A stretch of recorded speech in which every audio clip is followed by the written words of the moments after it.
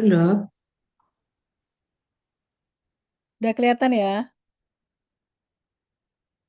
sudah dok. Nah, ya tadi dari serviks kita pindah ke efusi ya. Jadi peran dari sitologi di effusion serum yang membahas masalah diagnostik dan update-nya. Jadi memang ya mungkin agak sedikit overlapping dengan PPT yang dulu kali dok ya, tapi masalahnya memang demikian ya. Jadi kalau diagnostik isu pada cairan adalah dia reaktif atau hiperplasik mesotelial cell dengan mesotelioma. Apa sih bedanya? Kapan kita curiga mesotelioma, kapan kita wah ini reaktif saja atau reaktif mesotelial cell dengan metastasis adenosea. Karena memang adenosea itu paling sering yang bermetastasis ke cairan, ke efusi, ke serous effusion ya. Kemudian antara mesotelioma sendiri dengan metastasis adenosea. Nah, kita tahu bahwa mesotelioma itu memang sih jarang ya, sampai saat ini termasuk jarang, cuma udah lebih sering dibahas untuk mesotelioma.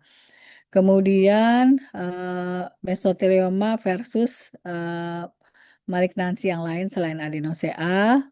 Kemudian juga efusi dengan banyak populasi sel-sel limfoid dan juga malignant effusion dengan tidak tahu originnya gitu ya. Jadi itu seputar masalah diagnostik isu pada serous effusion. Nah, ini tipe efusi ada yang transudat, ada eksudat, ada silus ya. Jadi ini nanti tergantung proses apa yang terjadi pada pasien tersebut ya. Apakah memang misalnya ada inflamasi, biasanya inflamasi itu lebih ke arah eksudat, kemudian misalnya terjadi efusi pleura karena misalnya ada CHF ya, ada sirosis, nah itu lebih ke suatu transudat atau suatu metastasis cancer lebih ke suatu silus ya. Nah, ini eh, tentunya kita perlu mengetahui dulu penduduk asli, istilahnya penduduk asli di body fluid ya. Di efusi itu ada apa aja sih? Tentunya yang paling utama adalah sel mesotel. Sel mesotel itu adalah sel pelapis rongga solum ya. Jadi mau rongga perikardium, mau rongga pleura, rongga peritoneum ya, yang rongga-rongga di dalam tubuh kita dilapisi oleh sel mesotel. Kemudian juga ada makrofag, ada red blood cell, leukosit, ada limfosit, eosinofil, plasma cell juga ini tergantung ambilnya ya. Kalau keambil di hepatosit bisa ketemu hepatosit, bisa ketemu endosalpingiosis juga. Nah, ini tentunya kita harus belajar, harus paham ya. Karena sel mesotel itu mimikingnya apa perubahannya bisa macam-macam ya. Jadi tadi saya sudah sebutkan ya ini dilapisi oleh membran yang tipis, serous membran gitu ya. Nah, ini kita lewatin saja. Kemudian ini gambaran secara sitologi ya. Jadi ini yang disebut sebagai sel mesotel ya. Terkenal sebagai gambaran sel mesotel two zone ya. Karena sitoplasmanya di dalam sitoplasmanya ada dua zone ya. Ini yang lebih pucat dengan yang lebih padat. Jadi tergantung pulasannya. Kalau ini kan pulasan Divquick atau Gimsa ya. Nah, kalau pulasan ini Pabst lain lagi ya. Ini di daerah dalam yang lebih padat, di daerah luar yang lebih pucat. Ini lebih padat, ini lebih pucat gitu ya. Kalau Gimsar yang di luar lebih padat, yang di dalam lebih pucat ya. Jadi ada peripheral ectoplasm, ada inner endoplasm ya. Ini letaknya inti bisa sentral sampai eksentrik, tapi nggak eksentrik banget ya. Sentral tuh parasentral ya, gitu. Kemudian bagian tepi ini ada mikrofili atau kadang-kadang cell border dengan blebs ya. Blebs itu yang lebih lebar-lebar gitu ya. Nah, ini tampilan secara jaringan histopatologik. Jadi ini berupa kalau yang normal istilahnya sel yang flat ya, flat mesotelial cell, yang ini hipertrofi ya, yang ini hipertrofi.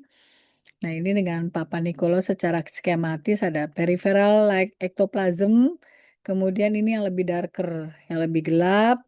Ini slightly ya center atau parasentral. Ini ada nukleolusnya. Ini seperti ini ya. Ini dari peritoneum ya. Nah, ini nukleusnya bisa sentral atau near sentral, tetapi juga bisa eksentrik. Nah, ini nukleoli. Ya, ini tampilan sel mesotel, jadi harus dipahami dulu sel mesotel bentuknya seperti ini.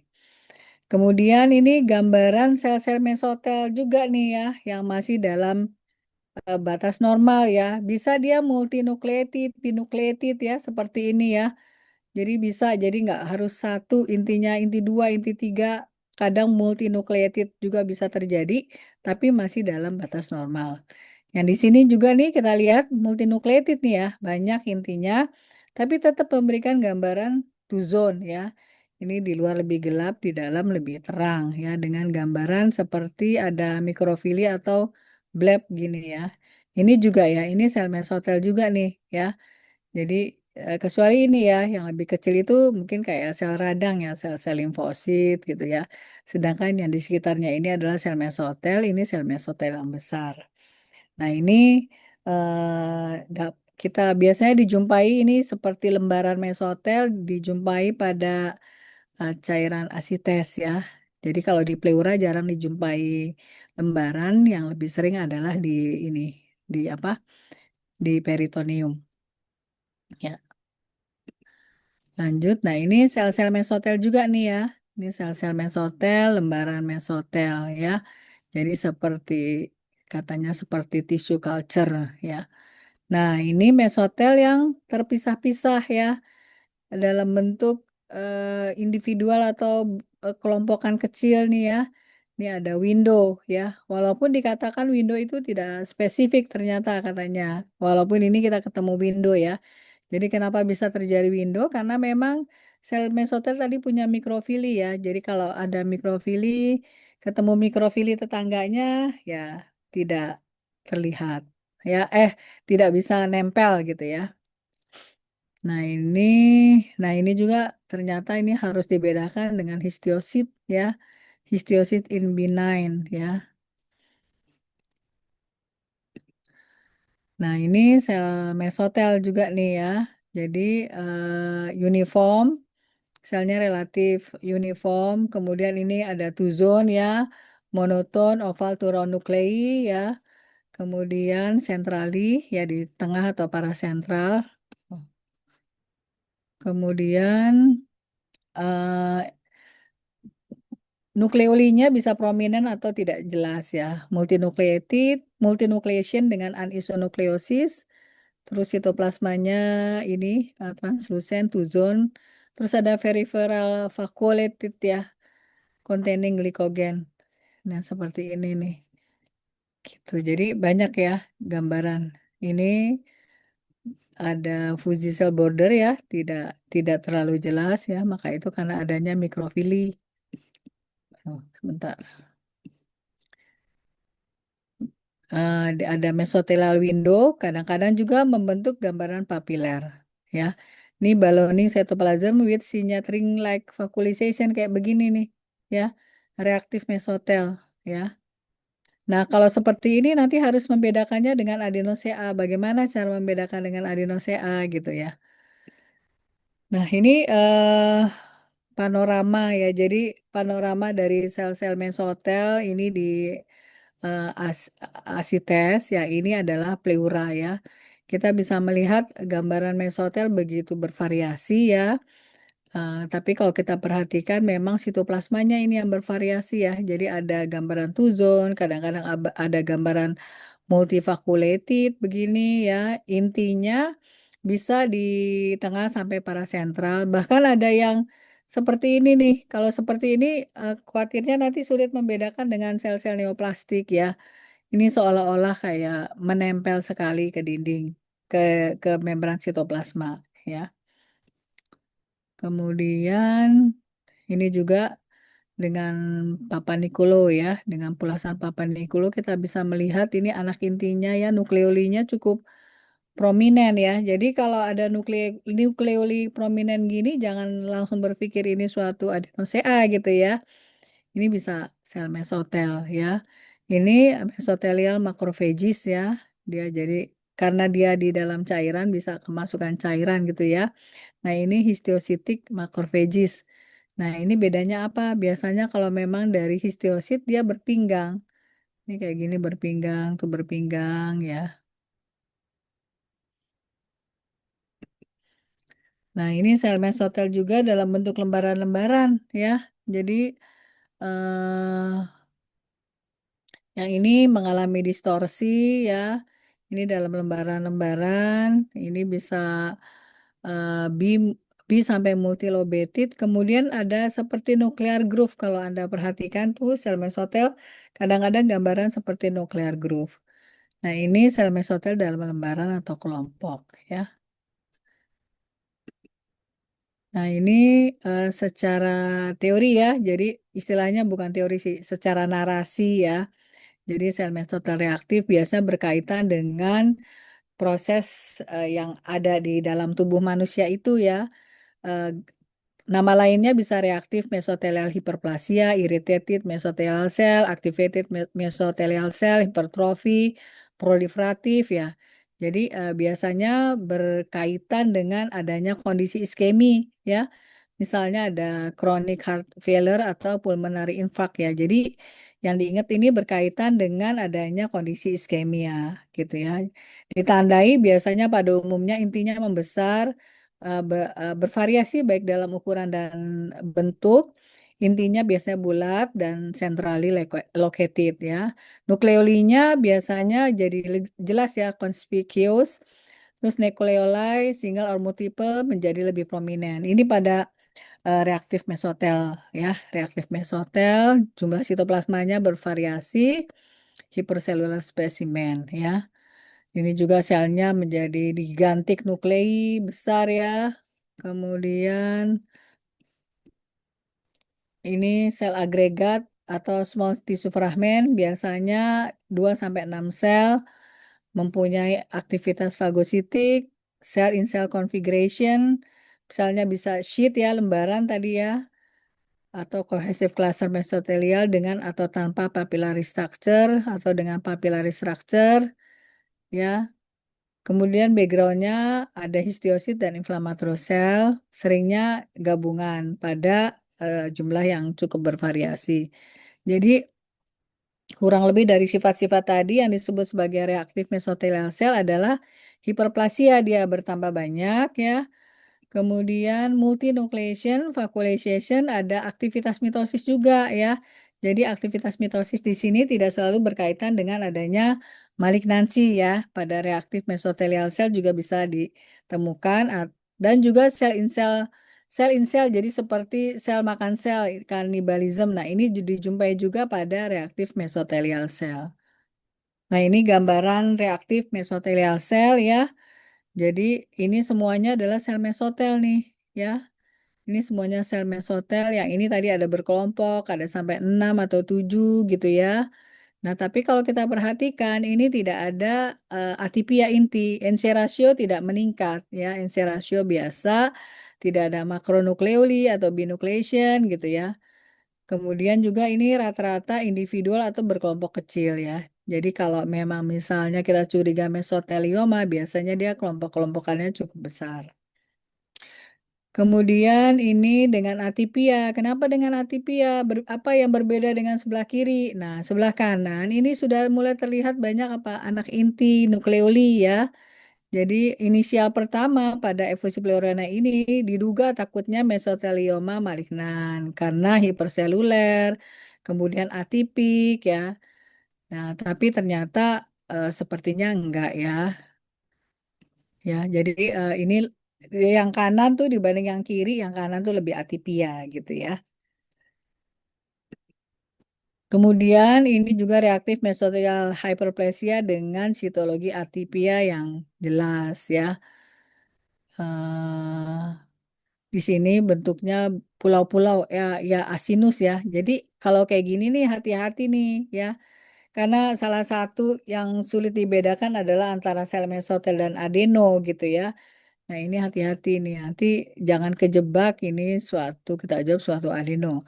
Nah, kalau kita lihat misalnya ini kalau adeno tuh relatif tepinya tuh licin ya, jadi tidak seperti ini. Kalau ini kan sesuai ya, jadi kayak ada apa nobi ya, kenobi gitu loh. Jadi begini bentuknya gitu ya. Kalau adeno biasanya lurus ya, gitu.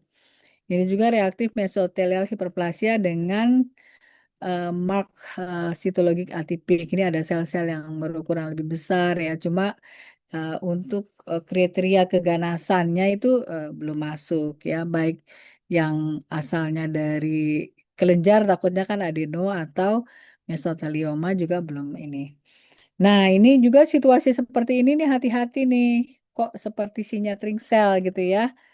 Nah, tapi biasanya memang kalau adeno ya, kalau kita yakin ini ganas gitu ya, kita ketemu sel-sel yang berkelompok. Kalau ini rata-rata selnya kan individual nih ya, sel-selnya individual. Nah, ini yang terjebak kita ini sebagai ini nih, apa namanya, eh, degenerasi vakuolated ya, degenerasi vakuolated dari si itu siapa, si mesotel. Jadi sel block section display well formed signaling cell musikarmin negatif. Oke, yang ini juga ya.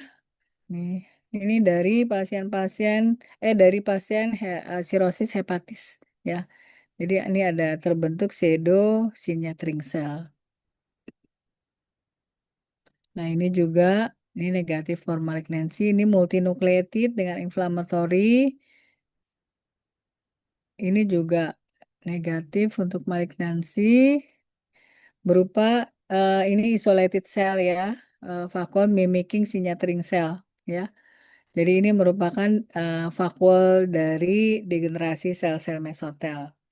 Nah, ini nih samoma nih ya. Ini samoma ya. Jadi kalau kayak gini biasanya ber bersamaan dengan sel neoplastik ya. Tapi kalau ini sendiri tidak diagnostik ya. Jadi tetap harus ketemu sel tumornya. Kalau kasus ini memang negatif for malignancy. Nah, ini gambaran reaktif sel apa mesotel dengan background sel-sel limfosit atau inflamasi sel di sekitarnya ya. Jadi sel mesotel itu bisa berupa individual, bisa juga ini yang berkelompok ya. Jadi ada kondisi-kondisi di mana gambaran efusi itu menyerupai efusi ganas gitu ya, padahal nggak ganas ya. Jadi mesotelial cell pada grup yang besar, grup dengan scallop border, kemudian cellular molding, ada multinucleation, mitotic figure, cell to cell configuration, dan lain-lain ya. Ini gambaran-gambaran ini bisa tertipu kita sebagai reaktif efusi yang kita sangka sebagai ganas. Nah, ini reaktif mesotelial cell yang bercampur dengan background inflamasi, sel-sel inflamasi. Kemudian ini adalah underlying disease yang berkaitan dengan mesotel proliferasi. Jadi kalau memang ada keterangan klinis, misalnya ada infak, ada eh, hepatitis sirosis, ya gitu, ada pankreatitis. Nah, kita harus ingat bahwa kemungkinan nanti kita terima cairan dari pleuranya itu mengalami proliferasi sel mesotel. Jadi jangan langsung kita jawab ganas ya. Jadi ingat bahwa ada kondisi-kondisi tertentu yang menyebabkan proliferasi dari sel-sel mesotel. Nah, ini juga ada kondisi yang berkaitan dengan perubahan reaktif dari sel mesotel. Jadi ada underlying disease-nya ya, ada liver disease, ada hamartoma, subserosal implant, fibroid, ini ada asbes dan lain-lain ya. Nah, ini ada gambaran yang secara morfologi mirip nih antara reaktif dengan malignan ya. ini memang ekstensif morfologi variasi. Jadi variasi morfologinya sangat luas gitu ya. Terus kalau dilihat ada high NC ratio, ada nuklear hiperkromasia, ada cross chromatin clumping dan lain-lainnya. Jadi ada kondisi-kondisi di mana sulit dibedakan. Nah, tentunya nanti terakhir ya bisa kita pakai itu ya, apa namanya? IHK gitu ya. Terus bagaimana dengan efusi yang malignan ya? Kebanyakan recurrent perdarahan yang disebabkan oleh kanker ya. Jadi kalau misalnya ada informasi secara makroskopik diterima cairan efusi pleura warna merah. Nah, ingat-ingat tuh kalau warna merah ya walaupun tidak semuanya tumor, cuma kalau hemorrhagic effusion itu lebih ke arah kanker. Kemudian massive bloody effusion in the absence of trauma is almost always due to cancer. Nah, di perempuan banyak karsinoma breast diikuti oleh paru-paru dan ovarium. Nah, kita lanjut. Nah, untuk metastasis cancer memang terbanyak adalah adenosea, ya. Bisa dari lung, breast maupun ovarium. Sitologi patternnya ya predominan tisu fragmen. Kalau untuk lobular breast carcinoma dan beberapa karsinoma berdiferensiasi buruk, mungkin lebih predominan yang single cell. Nah, kalau untuk ductal breast carcinoma biasanya memperlihatkan gambaran tridimensional atau disebut cannonball gitu. Atau kadang-kadang single blend yang disebut sebagai mesothelial pattern. Ada juga acinosformasi, papillary arsitektur, secretory vacuole. Nah, ini bisa dilakukan musin stain atau imunohistokimia untuk membantu untuk kasus-kasus yang sulit. Nah, ini contoh metastasis paru ke adenosea, metastasis baru dalam hal ini adenosea ke efusi pleura gitu ya. Nah, ini kan tiga dimensional ya. Ini seperti ujung-ujungnya papiler gitu ya. Kalau seperti ini relatif kita yakin ya. Nah, ini metastasis adenosea ke pleura. Nah, ini berbeda nih dengan gambaran yang tadi. Kalau yang ini kan lebih berkelompok, sitoplasmanya juga kita enak ngelihatnya gitu. Ada NC ratio meningkat juga. Cuma kalau ini relatif dia berupa sel-sel individual gitu loh. Cuma memang ada keterangan klinik bahwa ini adalah apa namanya? Ada riwayat, mungkin ada riwayat ini ya CA-nya gitu ya.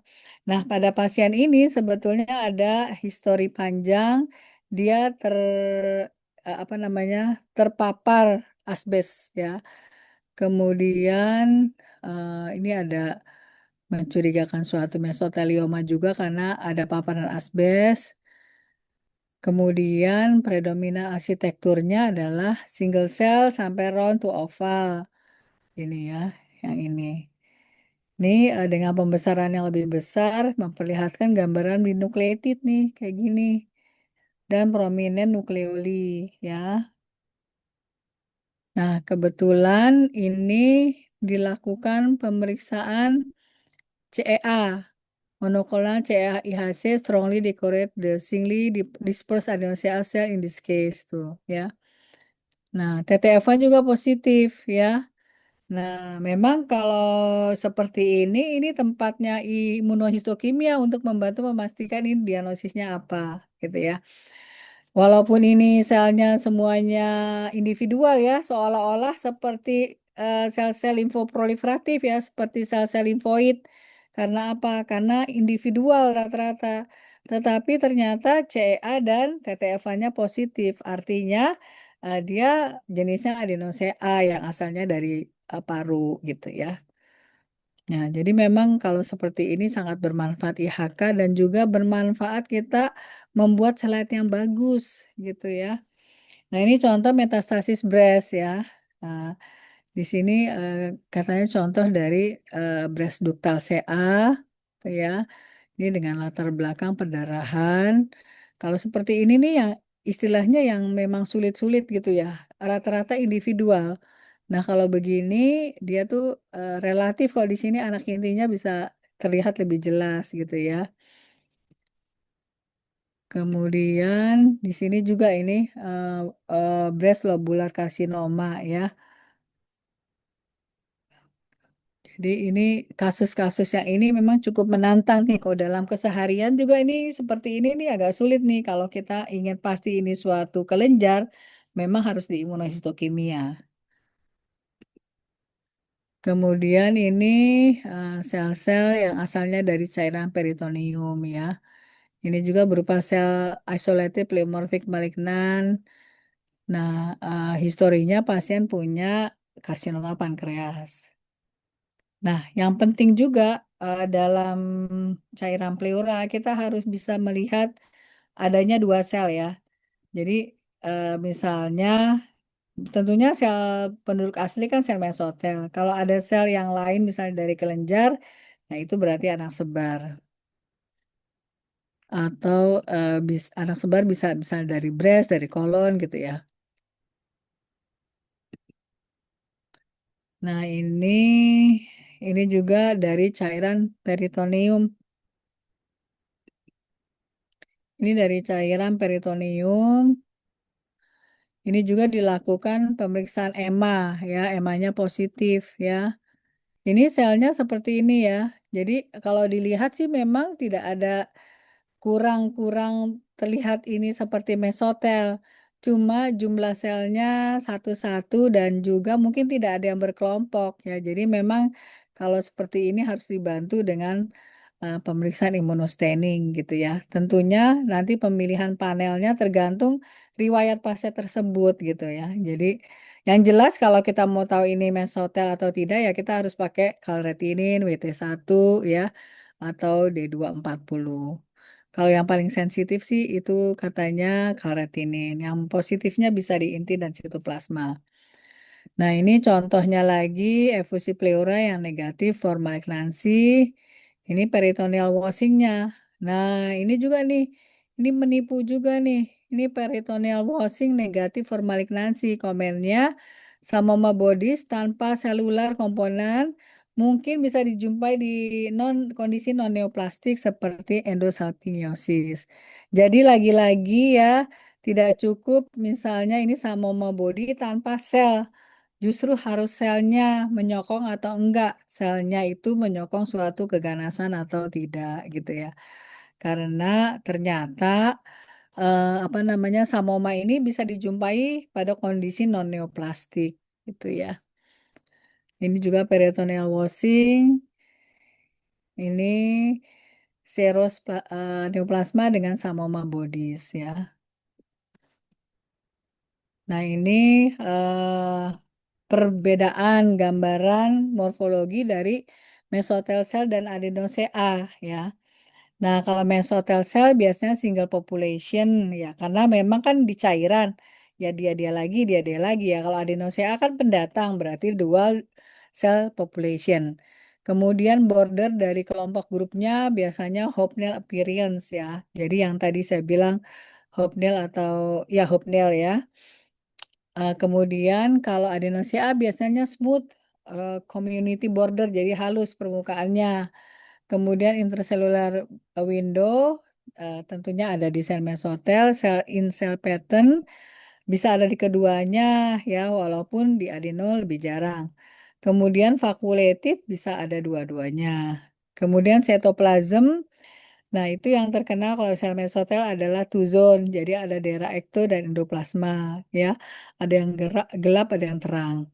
Kemudian sitoplasmic bleb itu karena degenerasi biasanya dijumpai di sel mesotel. Kemudian mikrofili bentuknya long dan slender. Kemudian ini IHK untuk diagnosis karsinoma. Ini contohnya saja ya, TTF1 kan bisa untuk paru atau bisa untuk thyroid origin ya. Terus CRPR, endogen, eh, estrogen dan progesteron reseptor gitu ya. CK7, CK20, sitokratin untuk bisa gastrointestinal ataupun ginekologis. Kemudian CDX untuk yang asalnya dari intestinal, CA125 dan lain-lain ya. Jadi ini pemilihan ini tentunya nanti berdasarkan keterangan klinik radiologik ya ada tumornya di mana gitu. Nah, ini pada kasus metastasis karsinoma sel squamosa. Nah, ini gambarannya memang tidak terlalu khas ya. Nah, sebetulnya kalau KSS itu jarang menyebabkan malignansi di efusi pleura ya, yang lebih sering adalah adenosea. Nah, ini untuk metastasis small cell.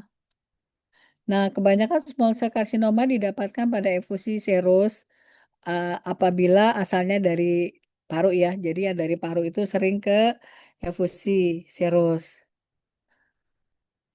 Nah, kemudian kalau yang namanya sel small small cell itu ukurannya small sampai medium dengan high NC ratio, nuklearnya molding gitu. Nah, ini adalah sel tumor dari cairan pleura. Di sini juga sama ya.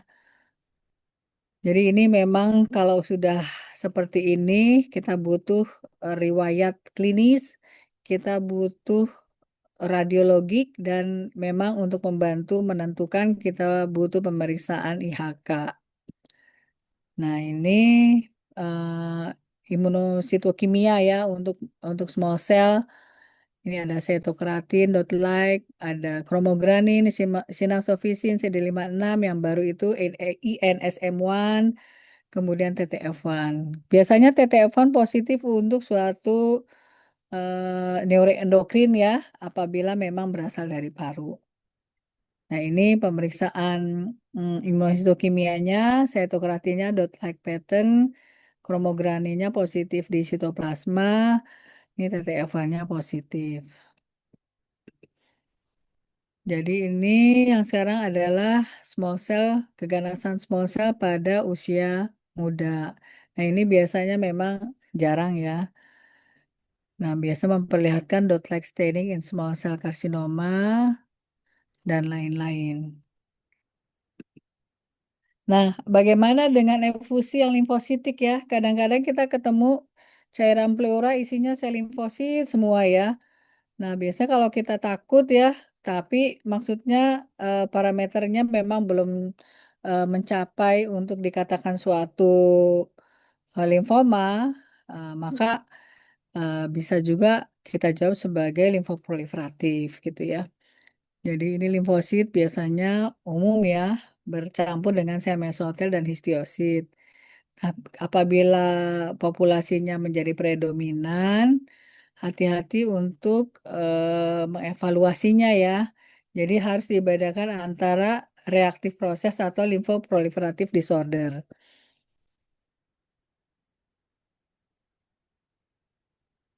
Nah, kita lanjut. Nah, ini adalah chronic inflammatory proses dan limfoma atau leukemia. Biasanya kita lihat dari sitologi feature-nya, ancillary teknik, immunostaining, flow cytometry, sitogenetik, dan molecular bodies ya. Nah, ini contohnya adalah TB pleuritis, biasanya dijumpai dengan banyak sel-sel limfosit ya. Ini yang dominan adalah small mature lymphocyte. Tidak ada kelainan yang tercatat. Nah, ini kayak gini kondisi ini curiga TB atau lymphoproliferative disorder. Nah, untuk biopsinya ternyata memperlihatkan inflamasi granulomatosa.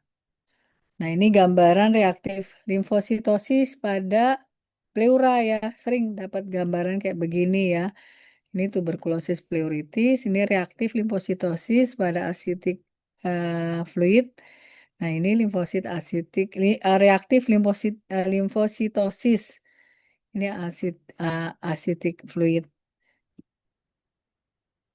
Jadi isinya adalah sel-sel limfosit. Nah, untuk maligna limfoma, nah kurang lebih 20-30% dari seluruh malignan eh, biasanya Hodgkin atau non-Hodgkin.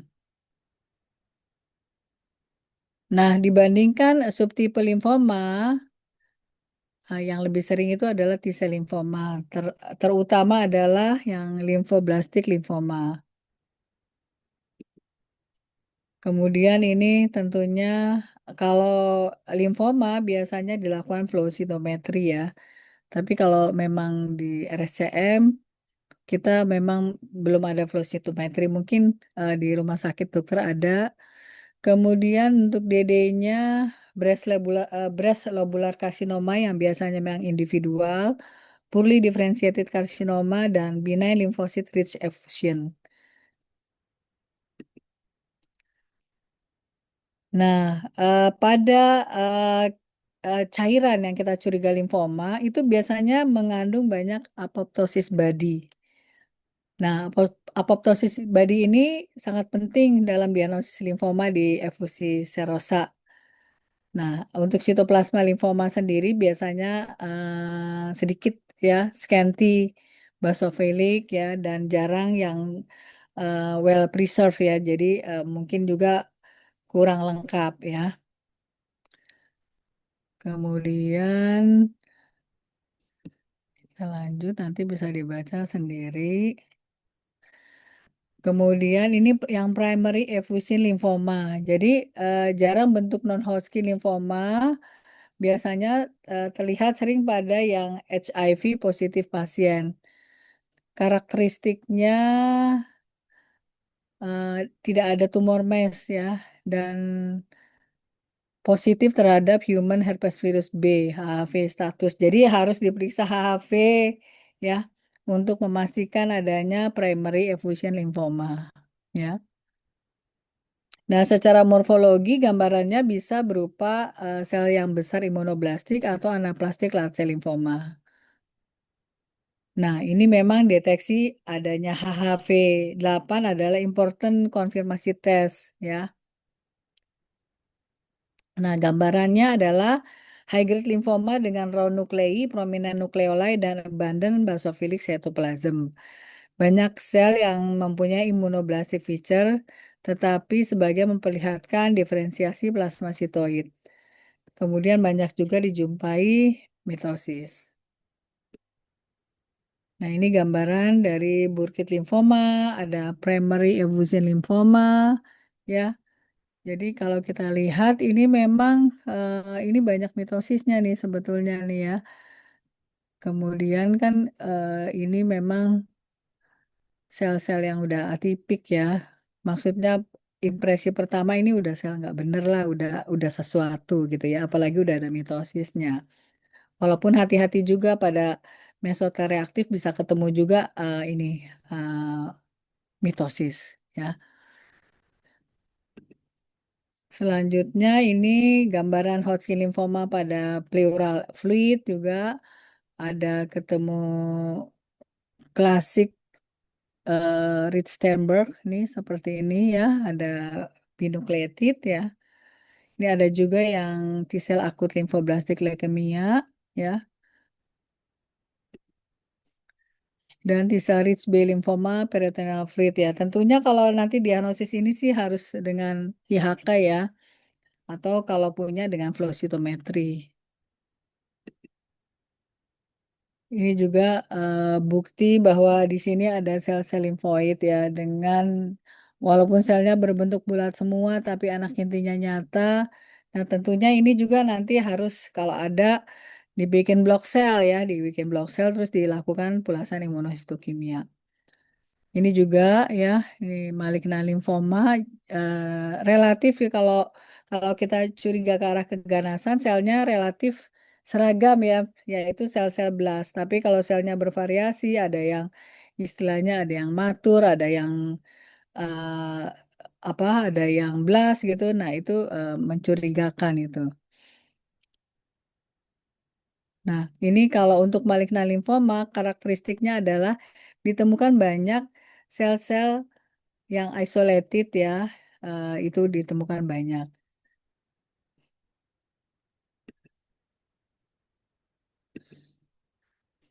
Nah, untuk malignan mesotelioma sendiri memang sangat jarang, merupakan tumor yang high grade ya, yang berkaitan dengan exposure dari asbestos ya. Jadi hubungan antara asbestos dan malignan mesotelioma itu sudah ditemukan pada penambang asbestos di tahun 1940-an. Terus yang lain ternyata yang berhubungan dengan adanya hal ini adalah infeksi dari simian virus 40. Nah, malignan pleural mesotelioma sendiri itu lebih sering dibandingkan di peritoneum ya. Jadi padahal udah jarang tapi lebih lebih sering daripada di peritoneum.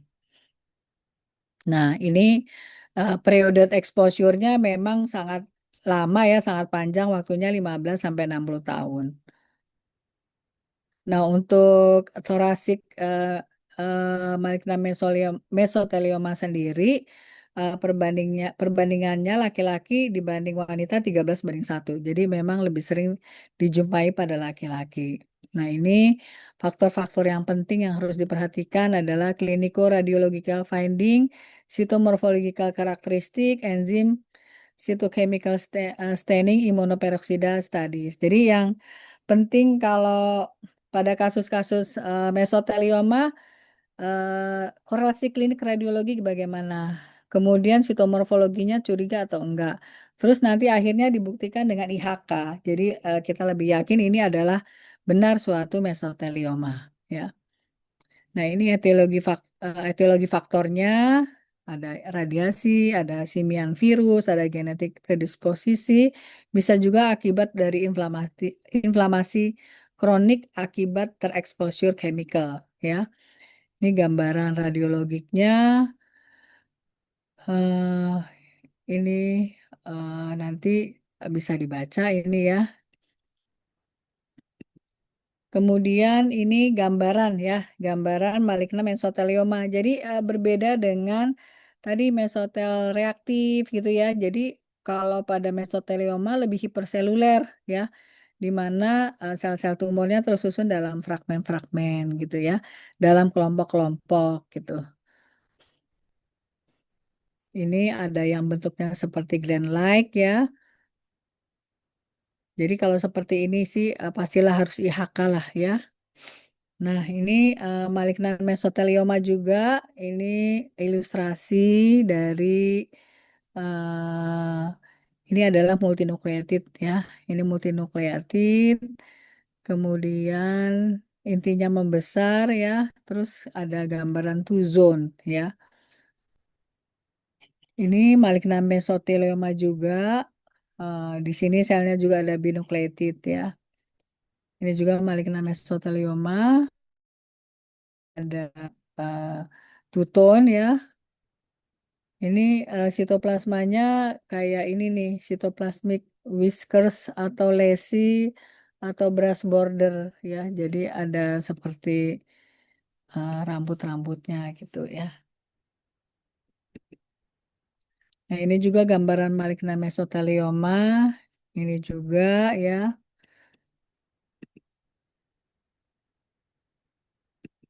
Kemudian ini bedanya reaktif mesotelial dengan mesotelioma ya.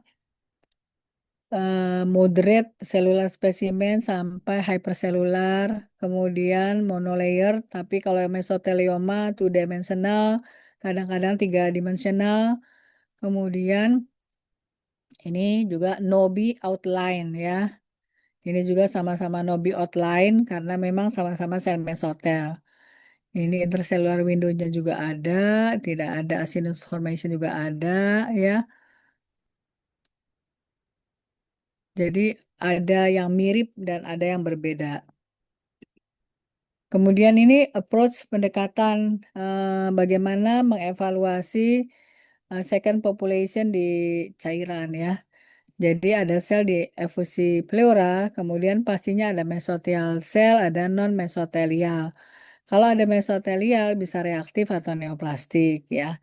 Namun bila non mesotelial ini ada hematopoietik dan ada sel neoplastik ya. Nah, sel neoplastiknya ini bisa karsinoma, sarkoma, melanoma, ya, dan lain-lain.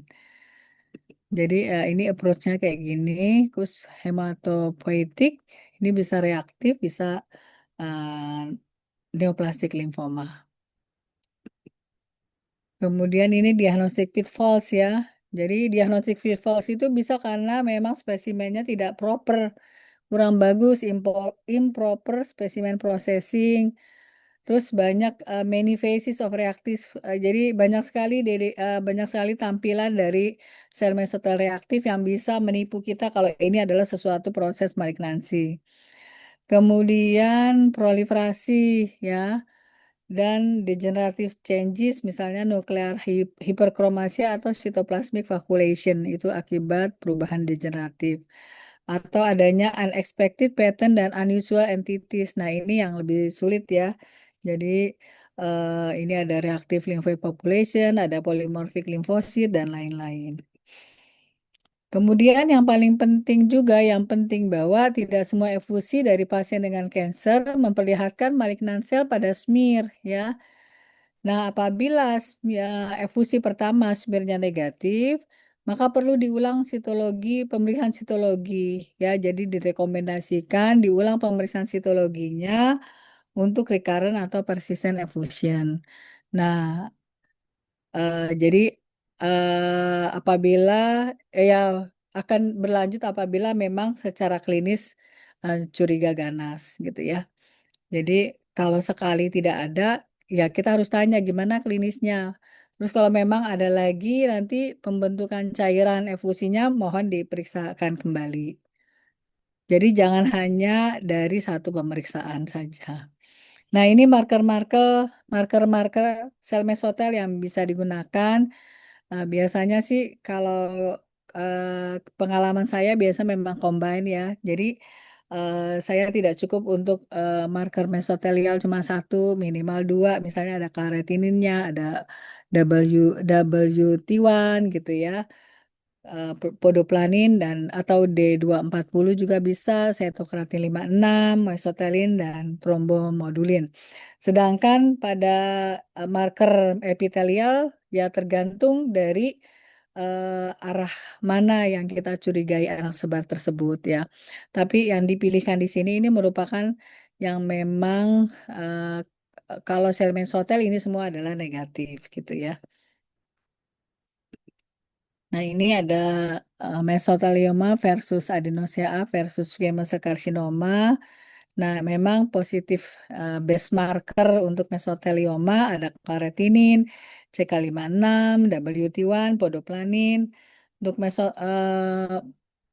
untuk base negatif marker untuk mesotelioma ada MOG31, BREP4, B723, CA, BG8. Yang positif untuk SCC adalah ini, yang negatif untuk SCC adalah WT1 ya. Jadi biasanya kita menggunakan marker yang ini untuk keduanya ya, baik yang kita sasaran maupun untuk yang menyingkirkannya gitu ya. Nah, ini dikatakan bahwa base positive marker untuk mesotelioma adalah karotinin. Nah, saya rasa cukup. Saya ini lupa bikin soalnya. Tidak ada soal. Oke, dokter. Ada yang mau ditanyakan nggak? Ini Assalamualaikum dokter. terlalu banyak ya materinya, nggak juga? Itu Ya, dokter. enggak ya, ini dengan contoh-contoh sih. Ada yang mau bertanya? Izin Tadi dokter. ada, Ya, iya, silakan. Yun. Assalamualaikum dokter. Terima kasih dokter. waalaikumsalam. Izin dokter untuk ada beberapa pertanyaan dokter. Yang pertama Hmm, dokter untuk pelaporan sitologi hmm. dari efusi pleura dokter, Nah, apakah ini ada? uh, memang saya belum bahas ya ini ya pelaporan. Kan kemarin mau apa dasarnya dulu. Kalau pelaporan itu ada sistem pelaporan cairan yang dari WHO. Itu aja pakai yang itu ya. Jadi sistem pelaporan uh, dari buku yang dikeluarkan, buku khusus sitologi, sitopatologi, ada Seros. Oh, yang seros, yang international seros system Ya, itu ya dokter? Oh, pakai itu aja. baik dokter. Jadi ada yang istilahnya yang apa sih yang seperti benign ya, Mm-mm. negatif, kemudian atypical, suspicious, sama yang Malignan. malignan. Biasanya sih pakai itu gitu ya. Cuma memang ini tidak saya singgung gitu ya, karena memang lebih menghususkan untuk mempelajari sel mesotel dengan diferensial diagnosisnya. Baik, dokter. Yang kedua, Kemudian juga ini sekalian saya sampaikan kalau untuk pemeriksaan cairan juga kurang lebih 50 sampai 75 cc ya untuk cairannya. Ya. Silakan dok, tadi mau bertanya apa lagi? Dokter iya, izin dokter. Yang kedua, dokter, untuk adekuasi tadi itu kan jumlah cairan, dok. Apabila kita lihat di slide, dokter, ada nggak, dokter, ketentuannya jumlah sel yang kita lihat, dokter, Nggak ada, seperti pada pap smear? Oh, nggak tidak ada ya, ada, dok? tidak ada. Jadi tidak ada minimal mesotel harus berapa gitu, tidak ada. Iya, dok. Hmm. Ya, dokter. Yang ketiga, dokter, tadi saya agak susah untuk membedakan, dokter, antara reaktif mesotelial dengan malignan mesotelioma, dokter. Jika kita, karena dia jarang, dokter, terus kan ada banyak banyak sekali gambaran yang hampir sama dengan reaktif mesotelial. Apakah kita kecenderungan kita itu ke reaktif mesotelial, dokter? Izin, dokter. Jadi kalau gini, kalau mesotelioma ya biasanya kan dia bentuknya ini ya, dia berkelompok ya, berkelompok dia. Kalau reaktif ya, nanti dilihat dulu reaktifnya seperti apa gitu ya. Jadi maksud saya, kalau secara morfologi, kalau memang misalnya mesotelioma, pasti dia ada gradualisasi. Mulai dari yang mulai dari sel mesotel, mesotel reaktif sampai ganasnya gitu ya. Nah, terus dia biasanya berkelompok, Dok, kalau untuk mesotelioma gitu. Ntar, Dok.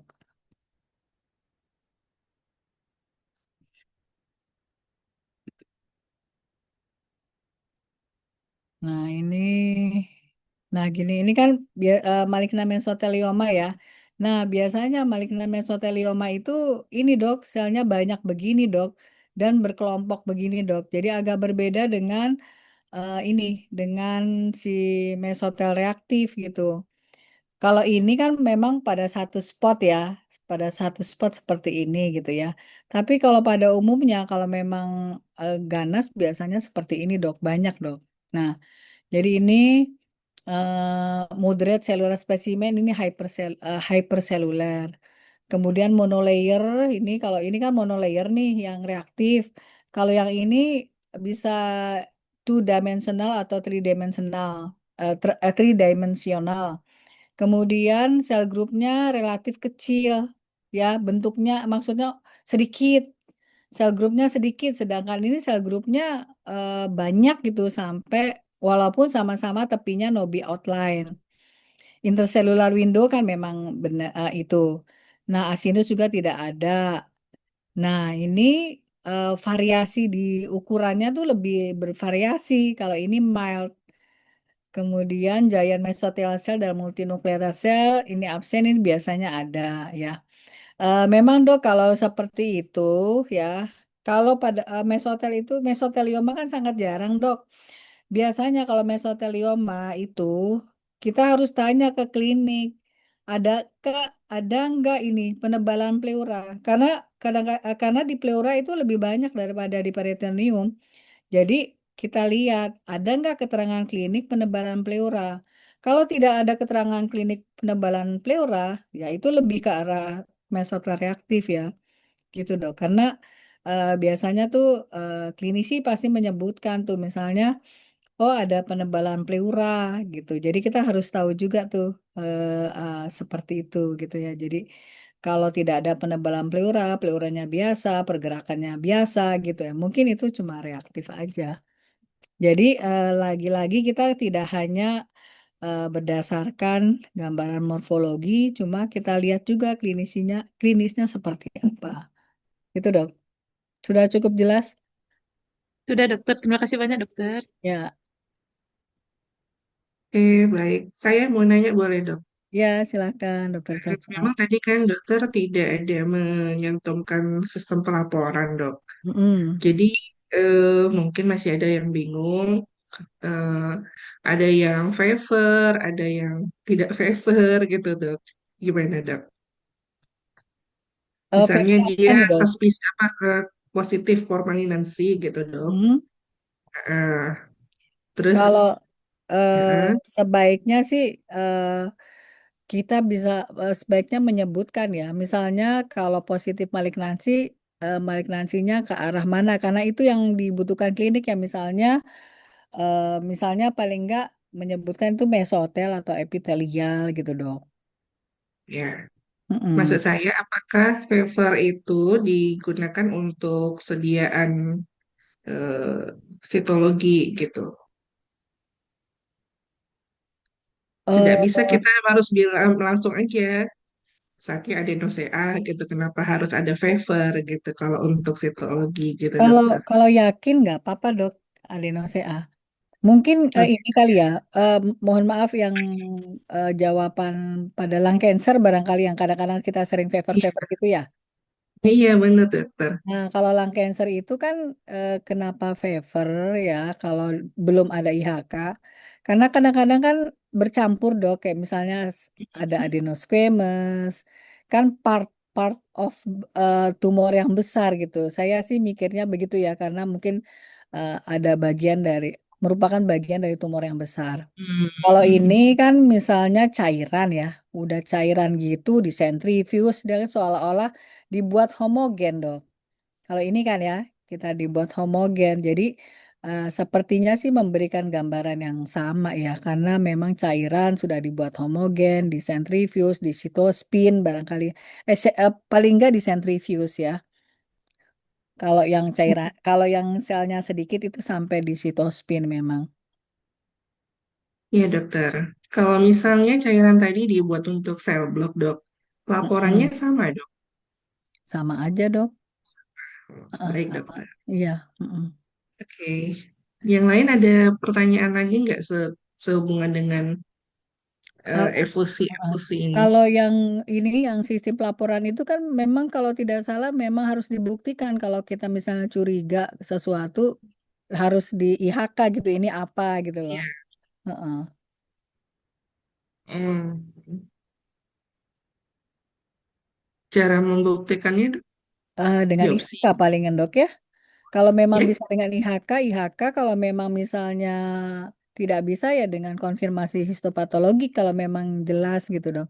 Tapi biasanya kalau di cairan itu kan ini ya, pertama biasanya menentukan staging ya dok ya. Jadi tumornya Mm-mm. jelas di mana. Kecuali yang itu tadi dok, yang primary limfoma gitu kan. Limfoma kadang-kadang nggak tahu di mana, taunya ada aja di cairan gitu. Yang unknown origin gitu. Nah itu kalau yang unknown origin nggak ketahuan tumor primernya di mana ya mungkin harus dibuat sel block dan dilakukan IHK dok. Oh iya dokter. Dokter ini nggak dok, lazim nggak melakukan imunositokimia? Imunohistokimia bisa dok, tapi tergantung dok, banyak selnya atau tidak. Mm-mm. Jadi kalau Oke. untuk pulasan ini dok, apa namanya? Kalau di efusi pleura kan sering tuh dari paru gitu ya. Iya dok. Kalau selnya cukup memadai, misalnya dalam hal ini jumlahnya cukup, kemudian tidak terlalu bertumpuk, latar belakang tidak terlalu banyak ini kotor gitu, saya berani melakukan imunositokimia dari slide yang smear itu. Hmm, Jadi kalau iya, iya. misalnya pasien saya lihat misalnya ini sel tumornya cukup banyak, latar belakang bersih, terus banyak sel yang tidak bertumpuk gitu ya, sehingga saya mudah menilainya. Kan kalau sel bertumpuk kan taunya negatif, nanti proses imunohistokimianya nggak bersih, seakan-akan kayaknya positif ya. Apalagi yang positifnya di sitoplasma, kecuali yang positifnya di inti. Kalau positifnya di inti itu cukup jelas gitu ya. Kalau positif di sitoplasma itu yang rancu ini. Kalau misalnya sel bertumpuk, takutnya processing IHK-nya ini nggak bersih nih. Coklat-coklatnya gegara nggak bersih gitu kan, itu meragukan. Kalau memang misalnya positifnya di inti, kemudian positifnya cantik gitu ya misalnya, ya kita berani interpretasinya dok. Baik, dokter. Jadi banyak faktor yang mempengaruhi. Kalau memang bisa bikin block cell, lebih baik di block cell aja dok. Iya, Mm-mm. baik. Ada lagi yang lain? Izin dokter, Ya, silakan. izin dokter saya bertanya lagi dokter.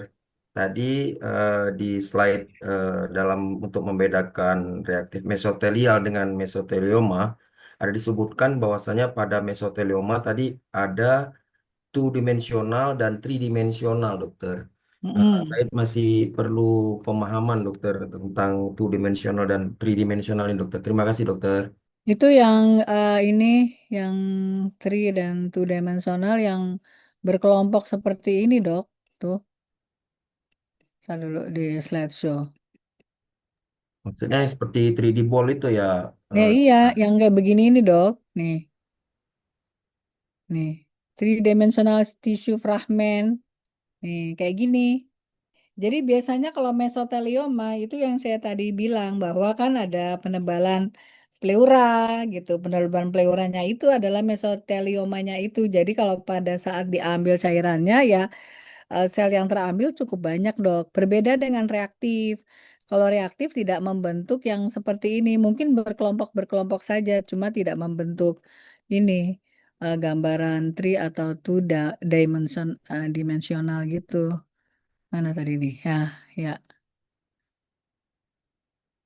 nih. Mainly monolayer sheet.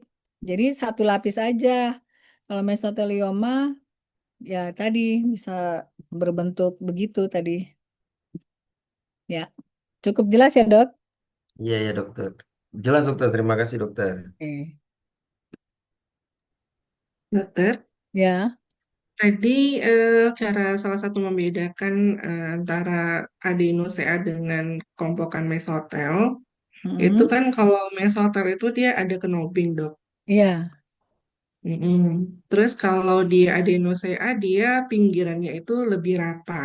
Mm-mm. Smooth. Iya. Ya, kadang-kadang memang kita agak sulit ya, dok. Iya, betul. Kadang-kadang di lapangan Mm-mm. ini, oh ini kok agak rata ini, tapi ini kita yakin dia mesotel gitu. Nah, kadang-kadang di situ kesulitan kita gitu untuk Nah, membedakan antara keduanya. iya, Dok. Jadi selain memang bentukan seperti itu, nanti kita lihat juga morfologi intinya, Dok. Jadi Ya, biasanya nah, kalau itu satu adenosea lagi itu dok, ya yang eh, yang touching ya dok ya. ya, lihat ini maksudnya biasanya kan Hmm. lebih kasar, membran inti kadang-kadang irregular juga. Ya memang sih kalau yang berdiferensiasi baik agak sulit, tapi kalau berdiferensiasi buruk biasanya itu tuh lebih lebih lebih kasar. Kemudian mungkin dokter cari sel-sel yang ini dok, yang individual dok ya. Jadi kalau Hmm? sel individual itu kalau bagaimana sih caranya membedakan ini suatu sel mesotel atau adeno? Biasanya kalau adeno itu nempel banget di membran sitoplasma intinya ya. Jadi intinya tuh hampir nempel banget gitu ya. Kalau untuk sel neoplastik gitu. Oh Eh, iya, satu lagi dok, masalah kelompokannya dok.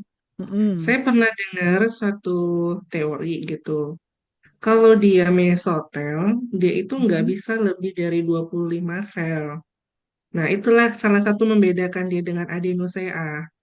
Jadi mm. kalau kita lihat kelompokan sel, dia udah banyak, besar gitu, itu kemungkinan adeno. Tapi kalau mesotel dia nggak akan mampu eh, membuat kelompokan sebanyak itu. Itu gimana dok? Mungkin mesotel reaktif ya dok ya? Mungkin reaktif mesotel Iya, maksudnya. reaktif ya. Kalau misalnya mesotelioma tadi kan kita lihat aja gambarnya heboh ya. Hmm, Heeh, betul. ya. Oh iya. Berarti Mm. kalau misalnya kelompokannya gede, misalnya dalam satu lapangan pandang itu ada reaktif mesotelnya juga, ada adenosnya juga. Bisa Nah, dok. Heeh. Bisa. kelompokannya banyak, berarti mungkin itu adeno kali ya. Iya, bisa kayak gitu dok. Iya dokter, baik Heeh. dok. Coba ini saya mau ngasih ini deh apa? Sebentar nih.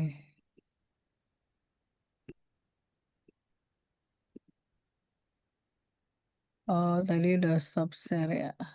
Tunggu, izin share lagi. Ini PPT yang agak beda.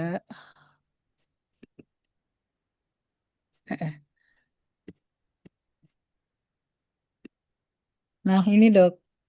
Nah, Iya ini dok. nih kan selalu kalau adenosea tuh dual population dok ya. Iya. Nah, ini di sini mudah-mudahan semuanya bisa melihat ini ya, yang sel dengan sitoplasma berbuih tepinya ya. Ini adalah sel mesotel. Nah, ini. Sedangkan yang di atas, yang ini yang saya tunjuk, yang intinya tuh mepet ke tepi, ini adalah neoplastik sel. Kayaknya sih Hmm, ini adeno, ya. Ini iya adeno. dok. Nah, ini juga perlu diperhatikan juga dok, apabila misalnya ovarium dok. Nah, Mm-mm. ovarium itu kan dari surface itu juga tuh. Itu kadang-kadang memang Iya. bisa ini bisa kelihatan seperti ada mikrofili yang pendek gitu dok. Nah, Mm-mm. nah itu. Nah, untuk kasus seperti itu, kalau kita punya fasilitas IHK enak dok, langsung aja karetinnya positif atau enggak gitu kan. Kalau Iya. memang misalnya dia dari apa namanya ovarium yang seros gitu ya. Nah, itu dia istilahnya PEX 8-nya positif, karetinnya pasti negatif. Nah, Iya. itu. Nah, ini juga nih, Dok. Nih pada gambar yang kanan nih. Nih, gambar kanan nih kira-kira sel mesotel semua atau ada atau sel neoplastik semua atau ada kombinasinya nih. Dual juga dok kayaknya. Dual ya. Iya, betul. Nah, Hmm. ini. Nah, yang ini sel Cover itu ya. mesotel ini nih. Yang ini sel mesotel ya. Yang ada gambaran two zone ya. Ini kan ada dua ya. Kalau kita lihat nih gambaran Ya two zone. betul. Kalau ini juga blabbing-blabbing ini ya. Tepinya ada vacuolated. Ini juga sel mesotel. Kemudian yang ini semua sel neoplastik nih. Nih, yang tepi-tepinya yang nempel banget ke tepi, itu sel-sel neoplastik gitu ya. Baik dokter, terima kasih. Nah, ini juga nih seperti ini nih. Ini yang atas ini kan sel ini nih, sel apa namanya? Sel neoplastik nih, metastatic breast, metastasis breast ya, yang ini. Sedangkan yang di bawah ini adalah reaktif ya. Nah, reaktif biasanya gimana ya? Kalau yang adeno anak sebar gitu ya, lebih rapih gitu justru selnya. Kalau yang ini reaktif itu ini ada campuran dengan sel-sel inflammatory cells di antara selnya gitu. Oh iya, satu lagi mungkin yang menandakan kalau dia murni adeno, mungkin dia latar belakangnya nggak terlalu banyak sel radang kali ya dok ya. Nah, bisa juga Iya nggak, dok. Dok? Heeh. Lebih bersih gitu nggak dok? Iya, biasanya pengalaman saya kalau memang misalnya anak sebar, tapi nggak selalu dok ya. Kalau Ya anak betul. sebar itu sel mesotelnya bisa tertekan, sel mesotelnya sedikit, jadi kebanyakan sel tumornya gitu. Kalau Hmm. memang misalnya metastasis dari epitelial gitu ya, ada beberapa kasus saya merhatiin gitu, ini anak sebar sel mesotelnya malah sedikit gitu ya. Hmm. Tertekan dia sel mesotelnya. Jadi kebanyakan sel tumornya. Relatif radangnya juga tidak banyak gitu. Nah, kalau reaktif ya radangnya banyak, sel mesotelnya banyak gitu. Jadi kalau Iya dok. memang misalnya ada anak sebar relatif ininya mesotelnya nggak terlalu banyak gitu dok. Dok, satu lagi dok, ini Oh, yang sering silakan. kami, kesulitan yang sering kami jumpai sehari-hari. Mm-mm. Ini masalah sitologi bal dan sitologi eh, bal satu lagi. brushing ya dok ya. Oh iya. Heeh. Nah, itu kalau dia sitologi bal, eh, itu biasanya lebih kotor ya dok ya.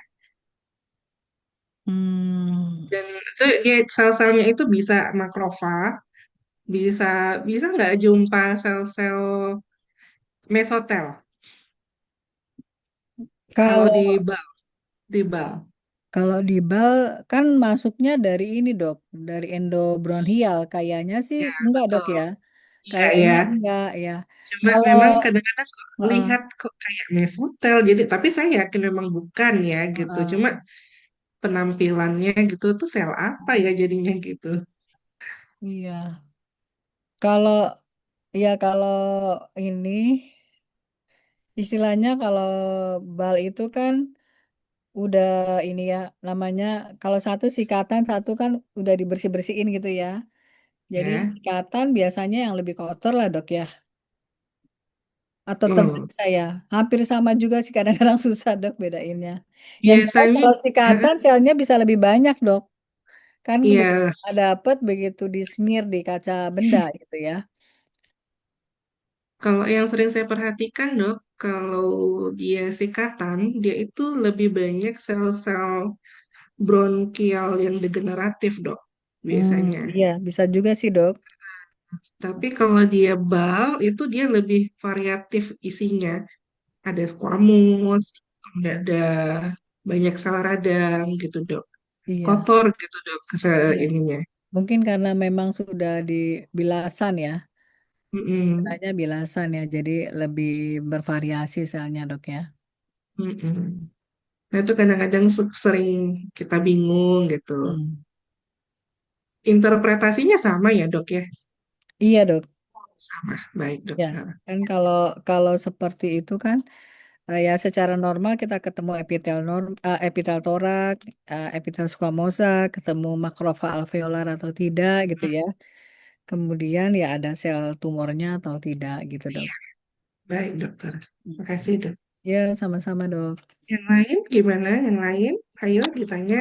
Izin bertanya, dokter. Eh, Ya, ya silakan.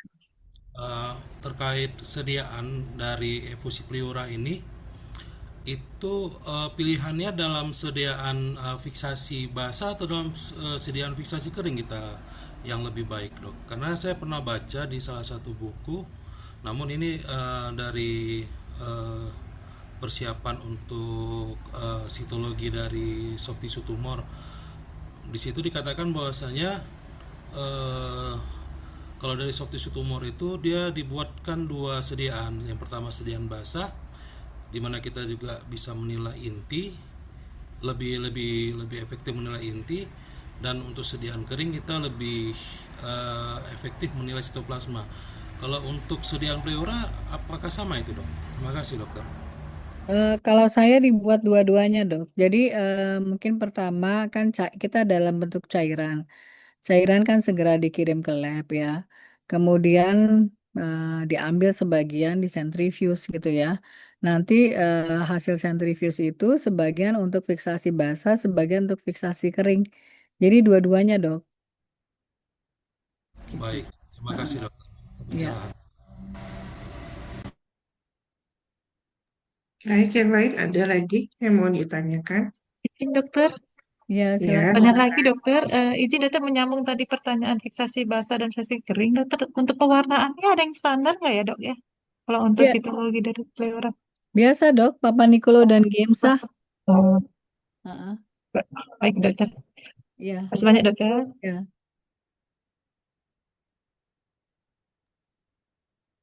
Silakan yang lain. Ada tidak yang lain lagi? Yang mau ujian barangkali lebih fokus ini apa yang mau ditanya? Silakan. Atau dari semester satu, semester 2 yang masih mungkin ada istilah-istilah yang belum difahami gitu. Silakan.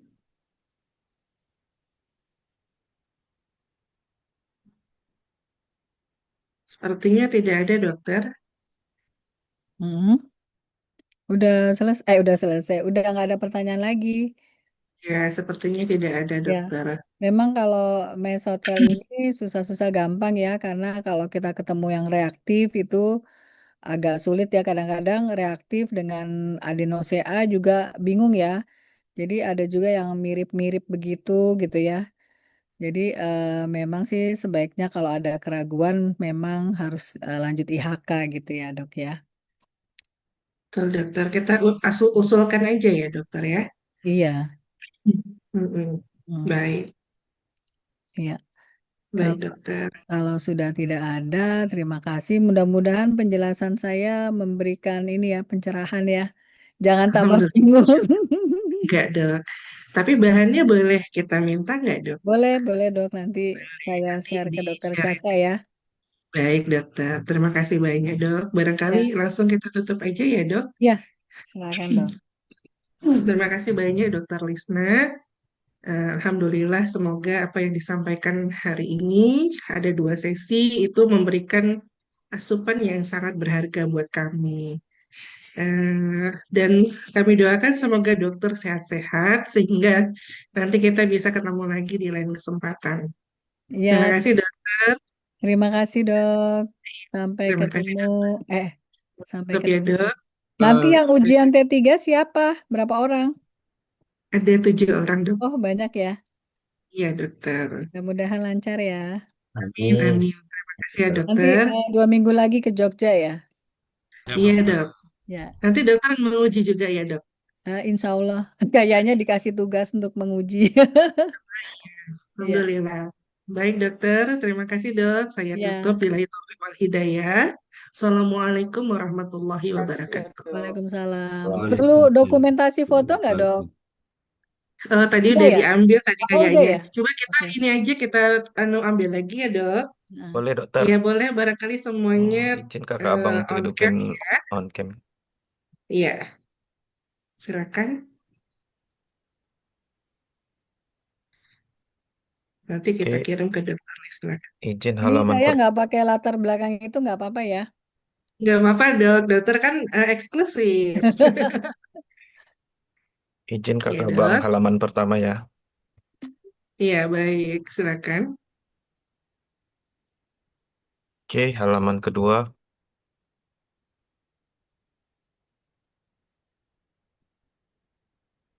Oke, sudah dokter. Ya, Oke, terima baik. kasih. Terima kasih, Terima kasih dokter. dokter. Terima kasih Sama-sama. dokter. Semoga Sehat-sehat bermanfaat ya. dok. Iya Sama-sama. dokter. Alhamdulillah. Yuk, Assalamualaikum. Waalaikumsalam Waalaikumsalam warahmatullahi warahmatullahi wabarakatuh. Ya, wabarakatuh. izin live ya. Iya, dokter. Baik Dokter. dokter.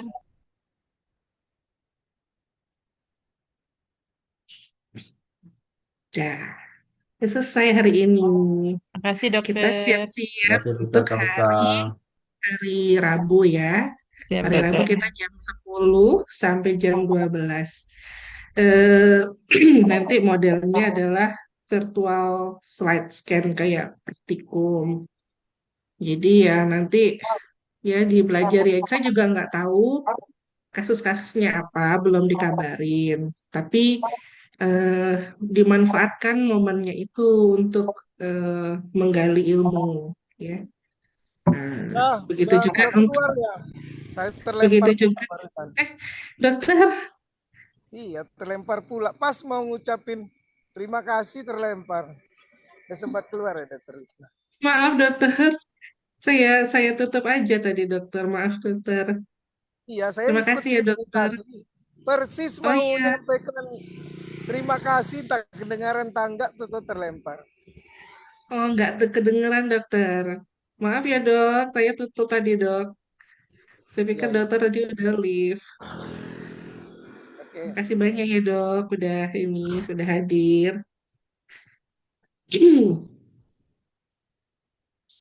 Ya, jadi nanti untuk hari Sabtu Minggu juga seperti itu karena nanti tidak ada materi. Jadi materinya itu murni dari materi kursus. Jadi tolong buat pertanyaan ya, karena nanti kalau tidak ada pertanyaan, ya nanti nggak hidup kita acara kita ya. Jadi yang kelas A, kelas B, tolong dibaca lagi materinya. kemudian dibuat pertanyaan apa-apa yang nggak mengerti. Ya, baik, itu saja. Ya baik Baik, dokter. dokter. Dokter, terima kasih Terima dokter. Terima kasih kasih, Hasida ya. dokter. Terima Ya, kasih, sama dokter. Makasih dokter. Makasih Dokter dokter. terima kasih dok. Terima Ya kasih dok. dokter. Kasih, Ya, dok. saya izin live ya. Baik, Baik. dokter. Dokter.